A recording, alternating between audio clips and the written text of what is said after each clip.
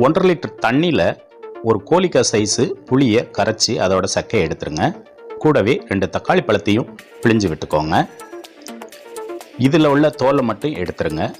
இப்போது ஒரு மிக்ஸி ஜாரில் 10லேருந்து 15 பல் பூண்டு, 1 டேபிள் ஸ்பூன் மிளகு, 1/2 டேபிள் ஸ்பூன் சீரகம், கொஞ்சமாக வெந்தயம், ஒரே ஒரு பச்சை மிளகாய், கொஞ்சமாக மல்லித்தண்டு இதை போட்டு கொரகொரப்பாக அரைச்சி எடுத்து வச்சுக்கோங்க. இப்போ ஒரு கடாயில் கொஞ்சம் எண்ணெய் விட்டு எண்ணெய் சூடானதும் கடுகு போட்டு கடுகு பொரிஞ்சதும் 2-3 வத்தல், கொஞ்சமாக கருவேப்பிலை, கூடையே நம்ம அரைச்சி வச்ச ரசம் மசாலாவை போட்டு 1 நிமிஷம் வதக்குங்க லோ ஃப்ளேமில். இப்போ கொஞ்சம் மஞ்சப்பொடி போட்டு அதையும் வதக்கிக்கோங்க. இப்போ நம்ம கரைச்சி வச்ச புளி தக்காளி தண்ணியை இதில் சேர்த்துக்கலாம். சேர்த்துட்டு கூடையே காயப்பொடி, மல்லித்தழை தூவி இந்த மாதிரி வெள்ளையாக நுரக்கட்டி வந்ததும் அடுப்பு ஆஃப் பண்ணிடுங்க. கொதிக்கக்கூடாது. இப்போ தேவையான அளவு உப்பு சேர்த்துட்டிங்கன்னா சூப்பரான பூண்டு ரசம் ரெடி.